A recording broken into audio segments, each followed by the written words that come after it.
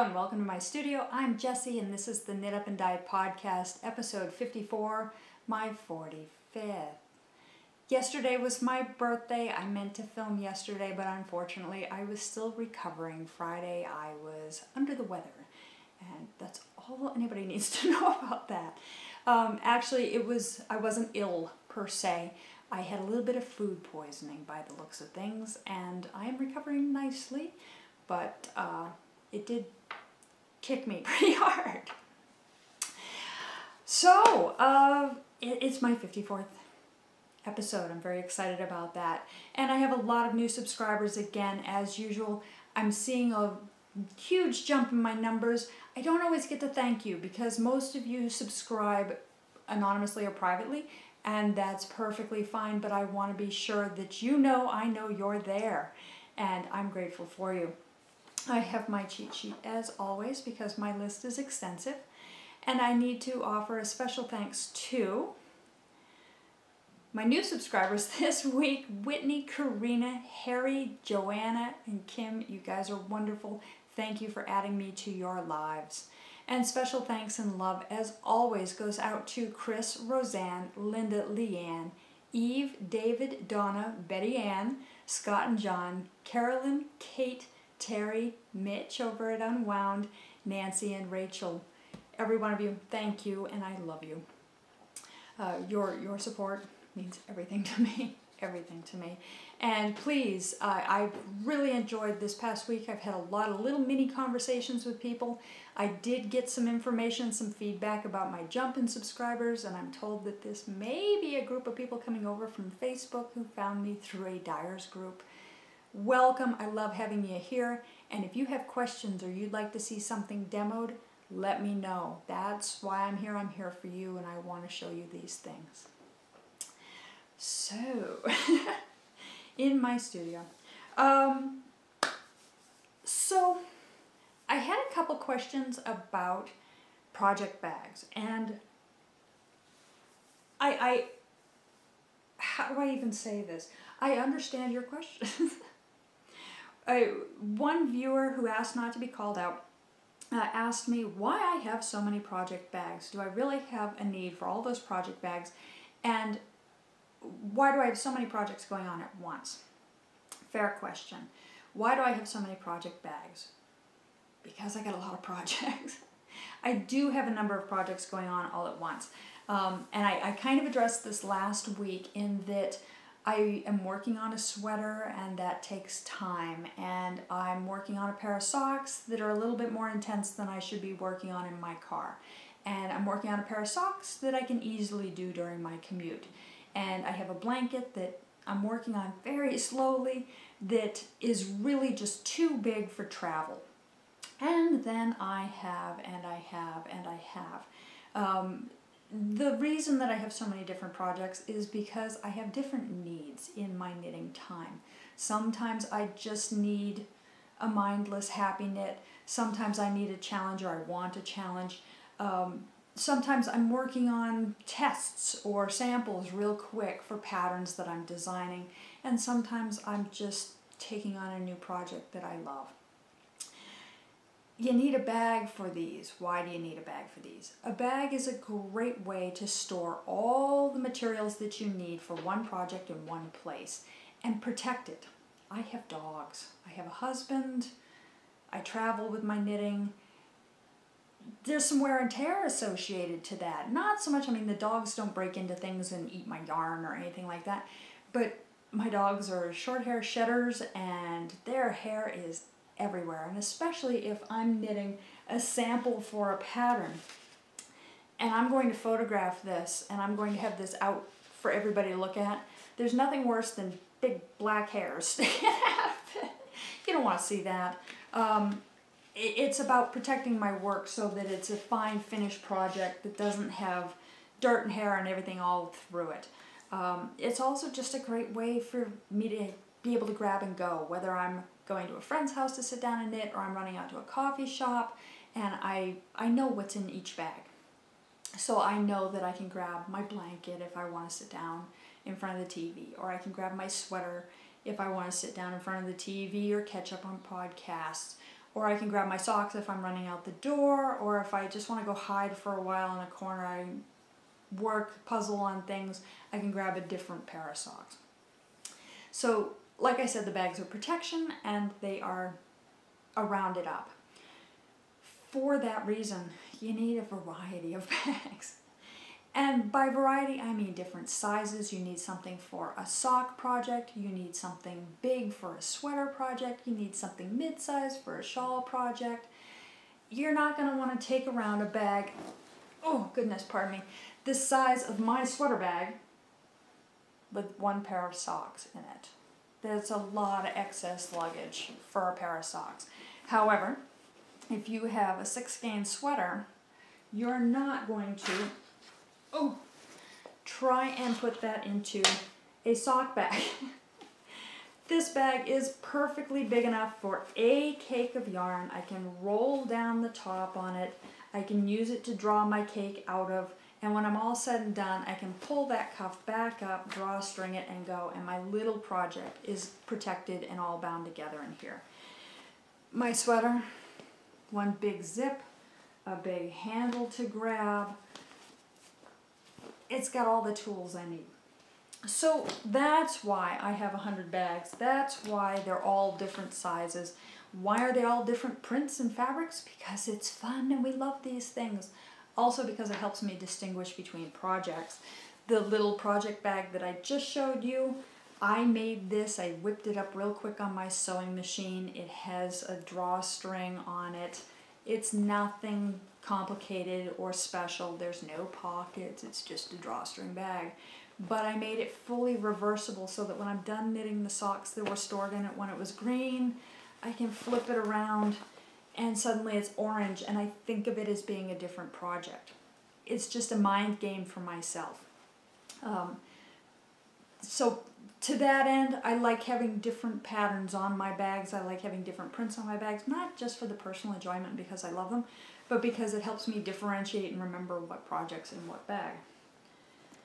So, also some bags you want pockets in so that you have all of your little tools in separate places. Some bags you don't need a pocket in, like the little sock bag. It's really about personal preference. It's really about your personal use and your personal projects, but that's how I justify my bag addiction. How do you justify yours? I hope that answered the question. And I hope you're not taking me as being glib about it.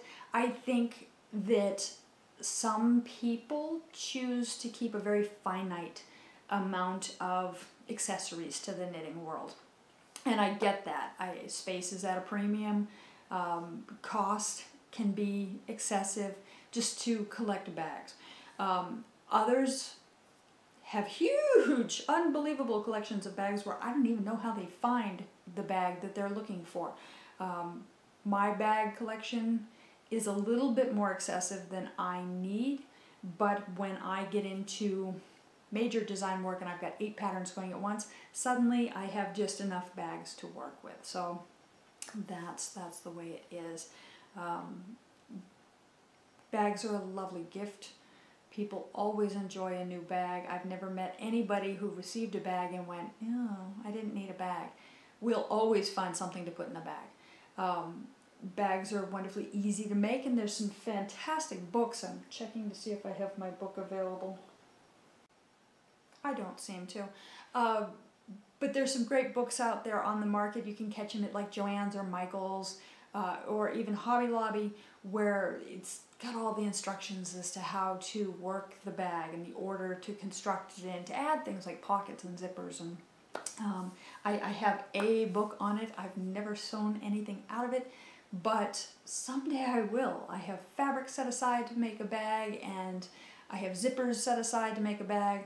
I just haven't had that time set aside to do that, because there are a couple other designs of bags that would be really functionally useful for me in the things that I carry around that I'd like to have. And I can see it in my head, I just need to get it into the fabric. So I'm always fascinated by people who come up with new designs and offer new bags for sale. And Instagram is dangerous because people post pictures of beautiful things, and I want it all. I want Not at all. Oh, okay, moving on. What has been camping? Let's start there. Projects that I have that are camping. How to eat an elephant blanket. That is sitting next to my sofa and has had no love this week. I want to do it. Things came up. My Coexist Socks by Claire Ellen. Love the pattern. Had great fun with this pick your path kind of pattern. Pulling it out to see if I have it available to show you guys. This is a free download off of Ravelry. My copy's looking a little beat up because it's received a lot of love lately. I have been carrying the socks around with the intent of working on them. The furthest I got this past week to dissuade my guilt was I cast it on. I cast it on, I think I worked 2, maybe 3 rows. It is a pathetic little bit, but it is on the needles and it's ready for me to work it. Part of my hold up on casting this on was that I was using the Chinese Waitress cast on, which I love. I have a love affair with the Chinese Waitress cast on. It's so elastic. It's so elastic. I did do a tutorial a couple episodes back, so if you want to know more about what I'm talking about, take a look back. But I'm still not really fluid with it. It's just a little bit fiddly, and I wanted to be sure that I sat down and took the time to really get this cast on and cast it on correctly, which I did. I just now need to actually knit the socks. Also, camping has been my 5-hour short row hat design. I showed it to you probably, oh gosh, it's probably been a couple months now. I think I talked to you guys about it in November. It's yet unnamed, and I need to sit down and I need to really work on writing that pattern up and getting that available for you. And yes, I know, warm weather's coming, so it may be a big hit next fall. I simply have too much on my plate right now. What have I been knitting? Haha. I've actually gotten a lot done this week. I've been working on what I'm referring to as my Waffle Socks, and I'm calling them my Waffle Socks because of the texture that I'm knitting into them.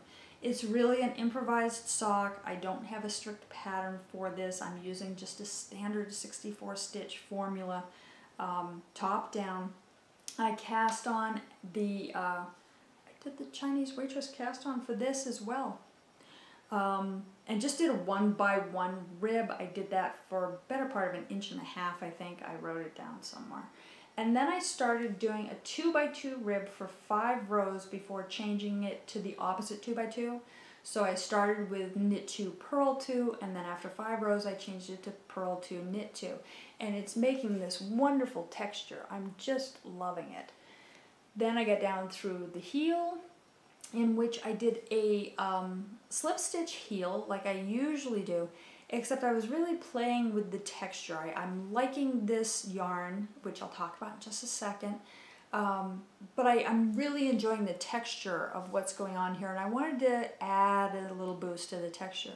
So instead of doing just a regular slip stitch heel, I did a slip stitch heel with a twisted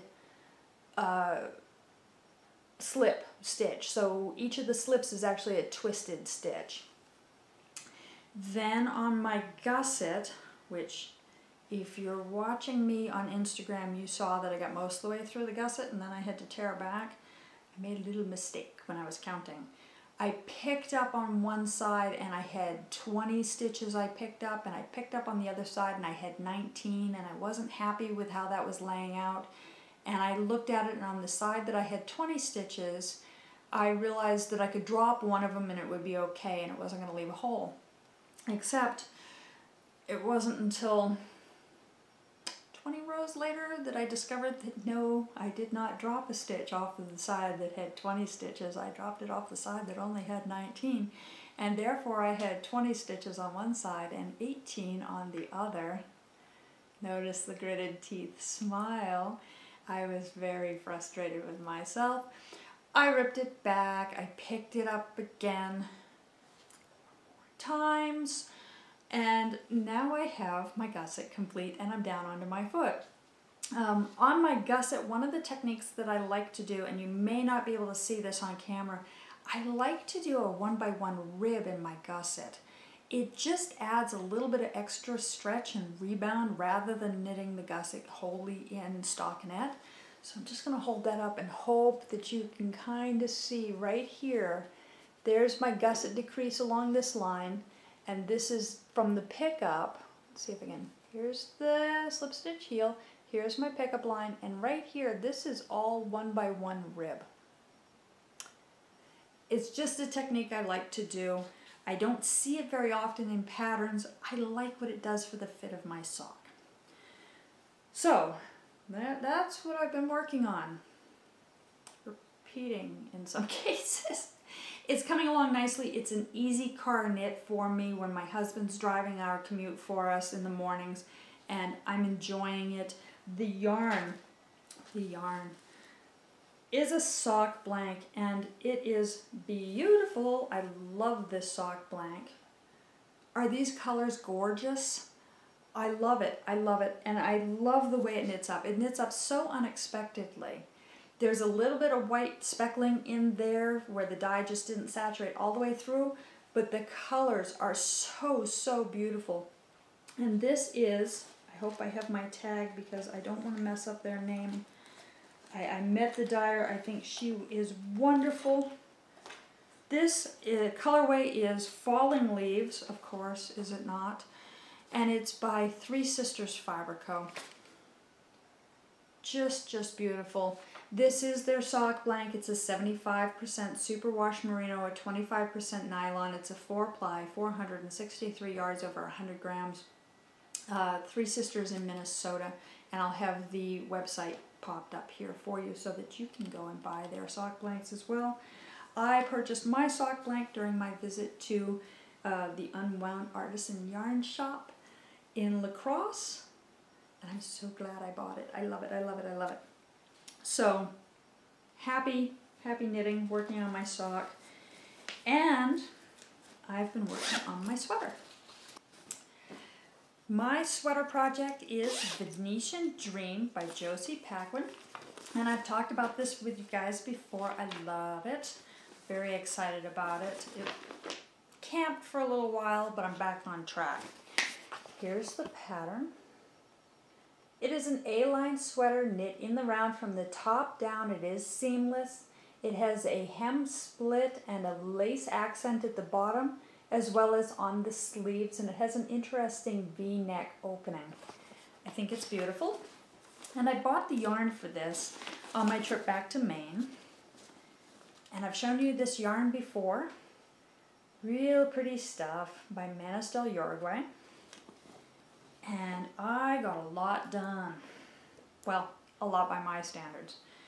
My last knit session got me from here is my Progress Keeper, and here's the top of my work, so better part of 3.5, 4 inches. I don't have a ruler on me right now, but it's really coming together and it's starting to actually look like a sweater.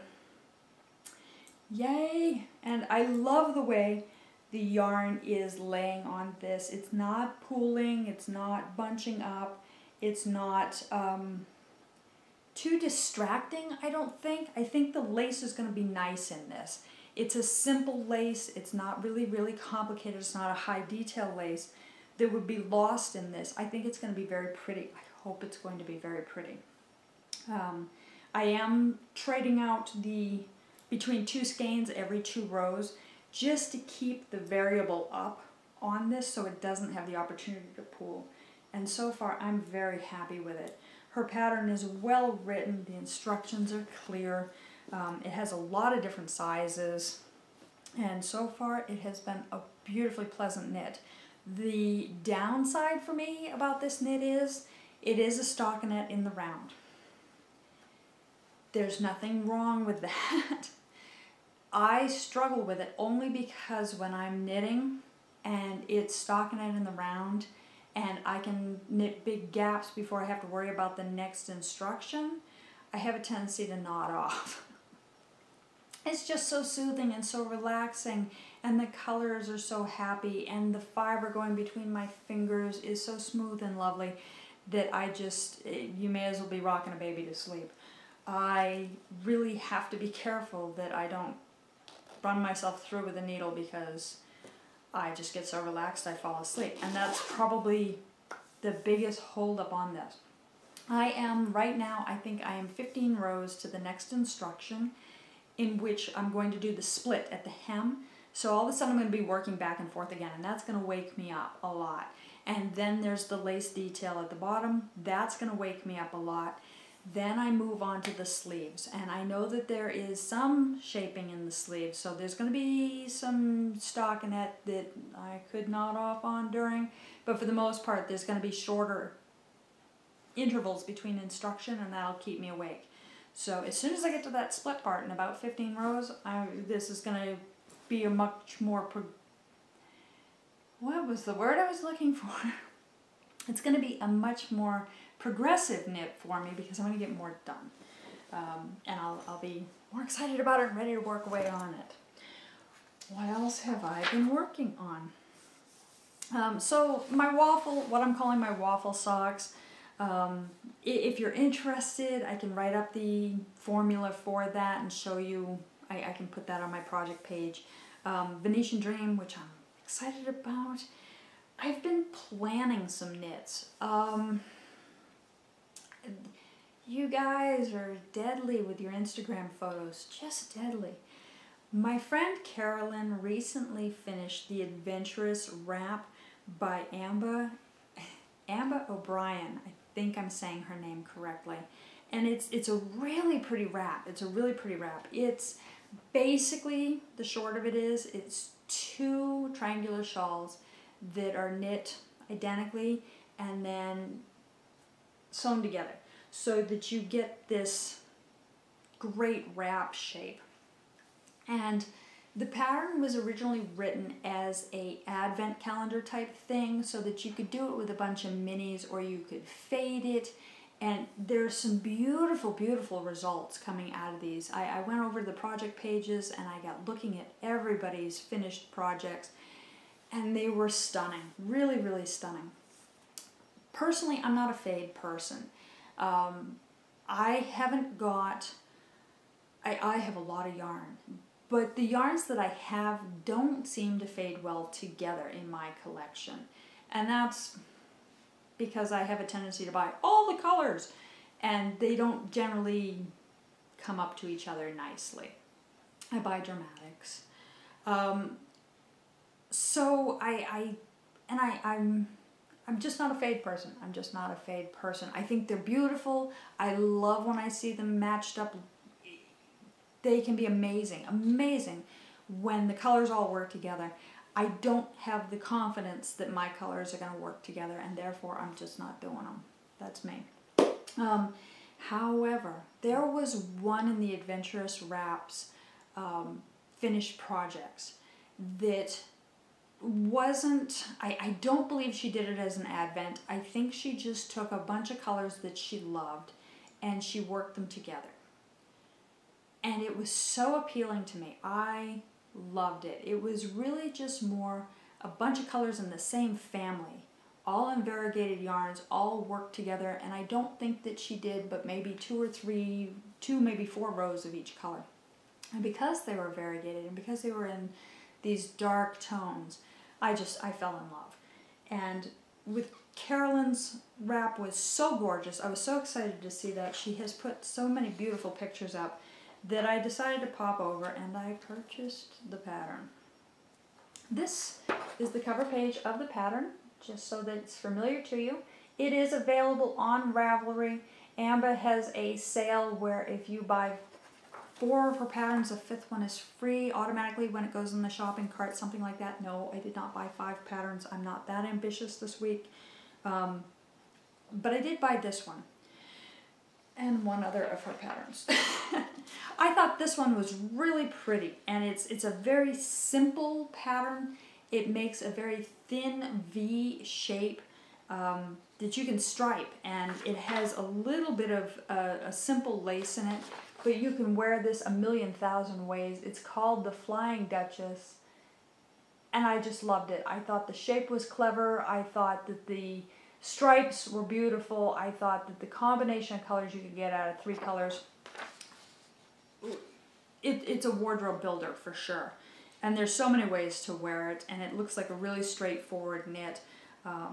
Very excited about it, and it's quite literally a one-page pattern. Simple, straightforward, easy. Looking forward to this when I decide to do stripes. But right now, I'm addicted to this whole adventurous wrap idea with the two triangular shawls that are stitched together, and I love the idea of the colors. Here's another picture. It's a little bit higher contrast of a different colorway knit up. Just beautiful. If you haven't seen it, go take a look at it on Ravelry.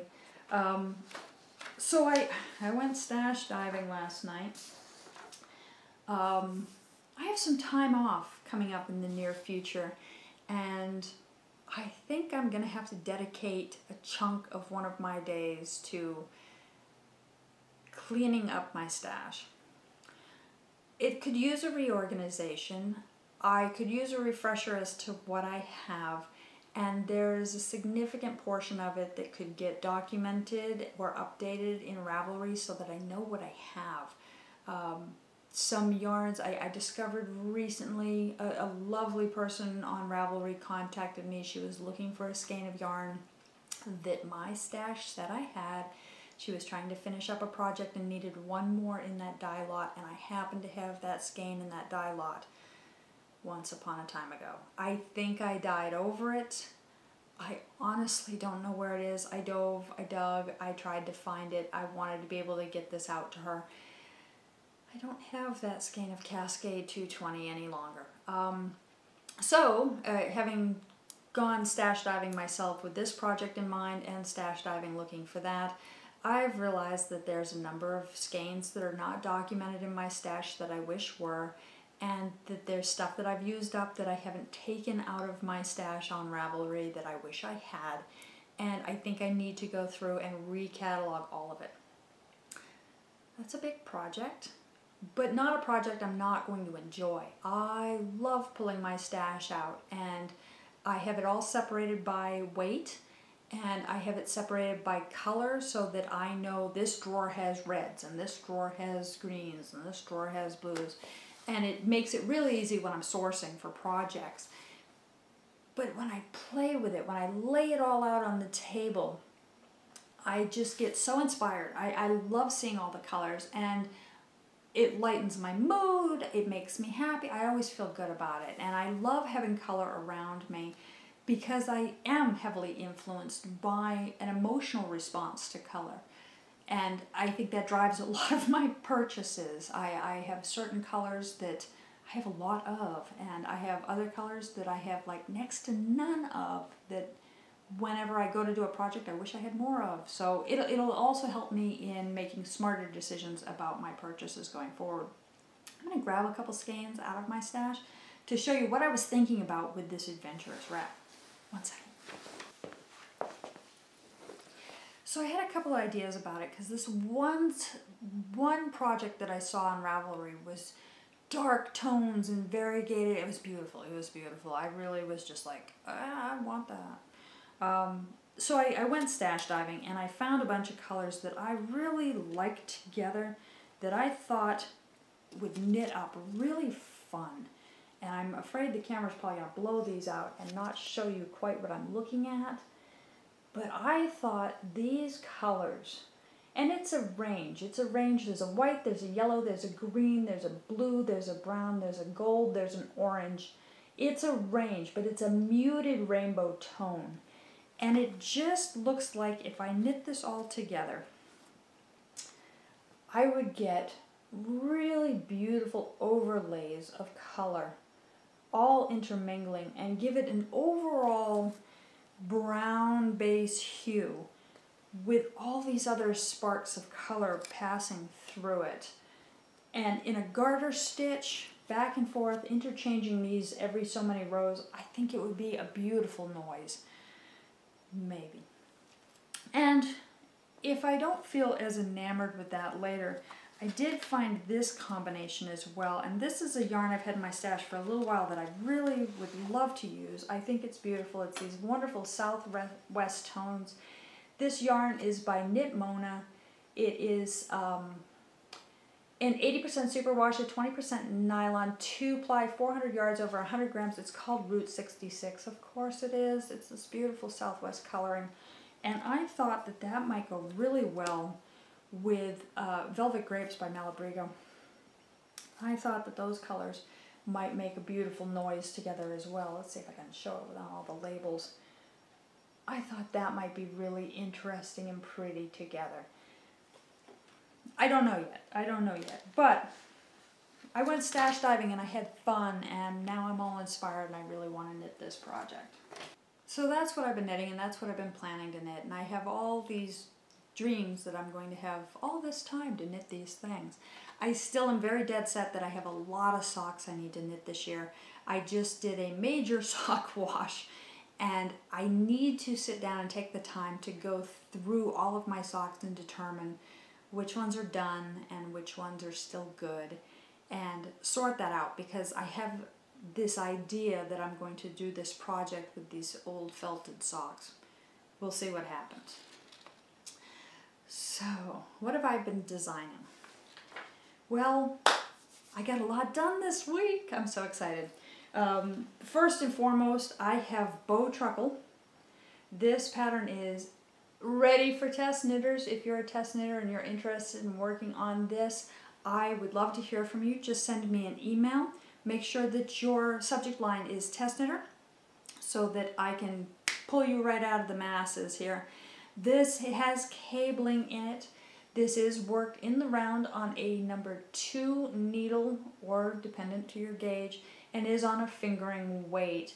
It's really pretty. I'm so proud of this. It took me a long time to get the math down on this and get it all done, but it has a really pretty crown effect. Let's see if I can get that centered up for you. I'm very proud of it. I think it's lovely. I'm very excited by it. I am looking for a couple more test knitters. My goal is to have this knit by February 28th, have all my test knitters done by then, and get their feedback. I've already had some wonderful feedback. Cindy, thank you. I so appreciate the catches that you made. I love your attention to grammar, because I'm so bad at it. I try, but not my strong point. I knit, I knit. I've also got, Madly Addicted to You. I love this monster. This guy is a cowl. It's knit with 2 fingering weights held together over a size 7 needle. It has an I-cord cast on. It has an I-cord bind off so that both ends are matching.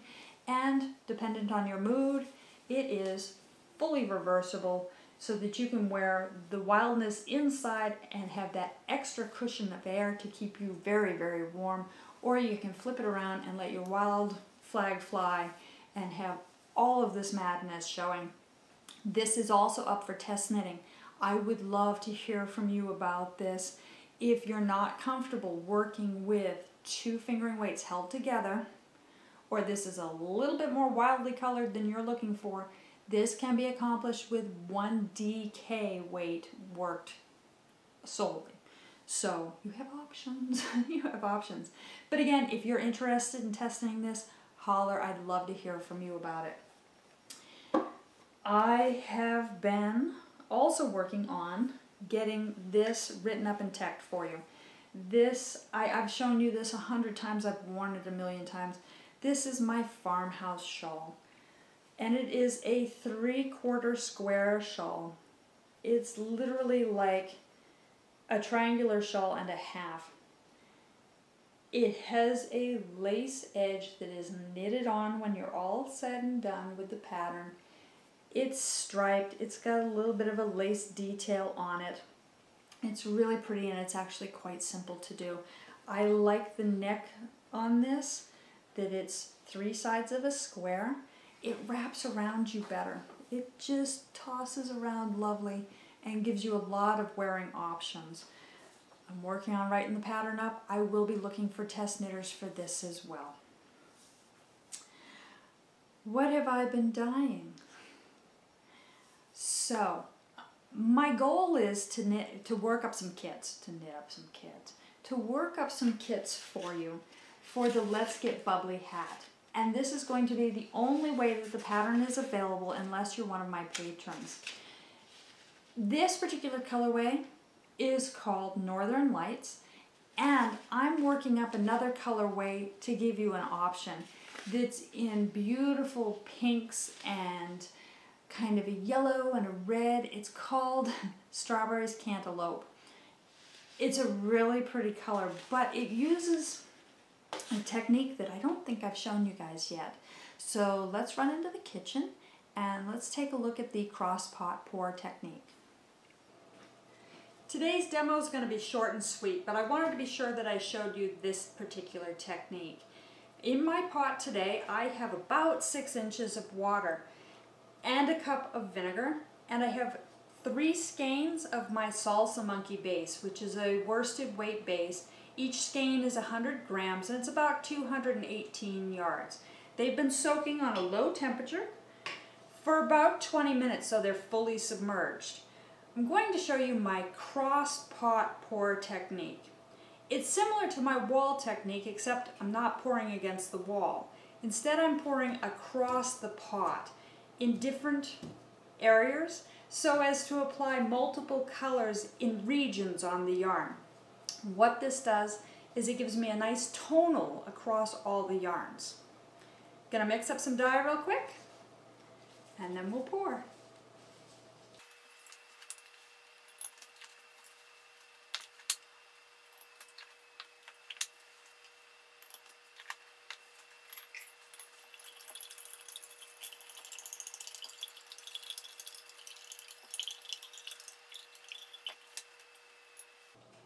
All right, I have 3 distinct colors. In this particular case, I'm using a pink, I'm using a really golden yellow, and I'm using a red. I don't want them all to bleed together completely. I want them to stay somewhat distinct in the pot. Because of this, I'm doing very careful pours in lines across the yarn in the pot. I'm going to grab the camera, I'm going to bring it around, and I'm going to aim it down into the pot so that you can see what I'm doing. Alright, so this is going to be a little bit of a tricky shot, but I think you'll be able to see what I'm doing. I have the 3 distinct colors, and I'm going to go ahead and pour them in regions. The first color is my pink, and I'm just going to pour it across the first third of the yarn, very slowly. My second color is this bright gold color, and I'm going to pour that down the middle, again, really pretty slowly, so that it's not splashing about or spreading quite too much. And you're going to quickly see that it's staying mostly in stripes. There is some float happening in the water. That's okay. That's going to give it that tonal quality. And again, I'm not exactly pouring it against the wall. I'm pouring it over the yarn itself so that we have a strong strike line of true color before the bleeding really intermingles the colors. That's it. It's pretty straightforward. I generally give it a little bit of a poke just to nudge some of the colors around and to make sure that everything got submerged properly. But that is my cross pot pour. So at this point, I go ahead and I put a lid on my pot. I let it sit at a low simmer for about 20 minutes. Then I'll shut this off and let it cool back down to room temperature before I wash it. I'll throw it through the spin dryer and then we'll take a look at what color comes out.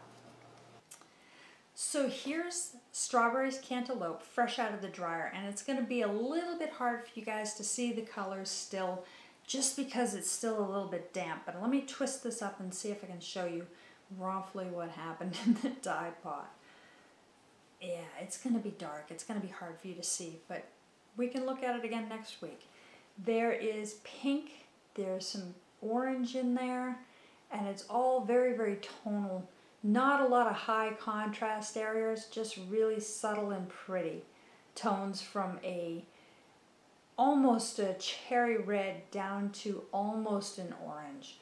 Really pretty. I really like this, and I think it'll knit up really neat in this pattern.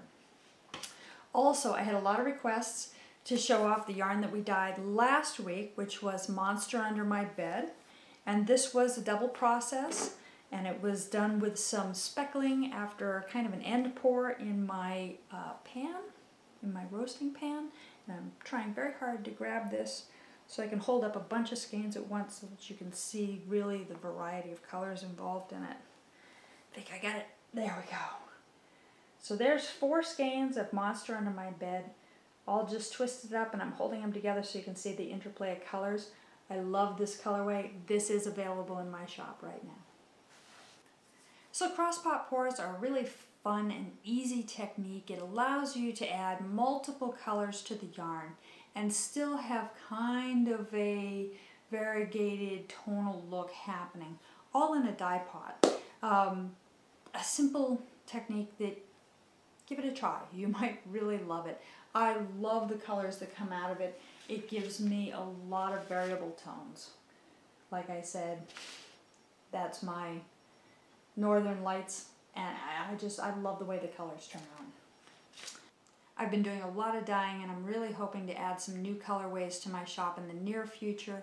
I just worked up a pretty brick red color that I may have to dye up a sweater's quantity of for myself, because I'm not working on enough projects right now. Also, I'm playing with the whole grello, the gray-yellow, and I have a new colorway that I think I'm going to call Finch.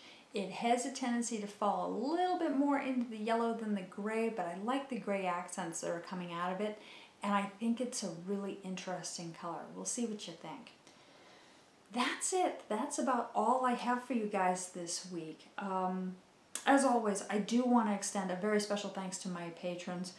You guys, you can't imagine what it means to me when I get notification from Patreon that I have people supporting me. That means the world to me, and it's really going to enable me to do a lot more, including videoing full-length classes and having those available to you guys that are project-based, so that there's a pattern, there's a class start to finish that talks about all the techniques involved in it so that you can complete the project with the designer at hand. It's also enabling me to do some exclusive content such as patterns and other short videos that'll be coming up soon. And I'm really excited about having you guys as members.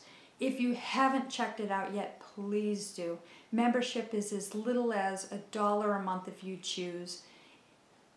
It's not a huge investment, but it gives you full access to all the exclusive stuff.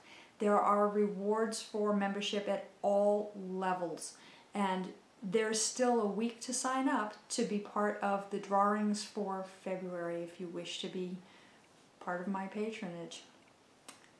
If you're not part of that, I understand completely, and I still thank you for taking the time to bring me into your life and watching me, and I will always have demos and exclusive content to my subscribers here, including a sale. I have a coupon code for you. Please celebrate my birthday with me. Come on over to the shop. This coupon code will provide you 25% off everything in it, including the bundled sweater kits that have a reduced price on them and the clearance items. Enjoy. It's been wonderful seeing you guys again this week. Thank you for joining me. Go be adventurous and see what yarns you can put together. Bye.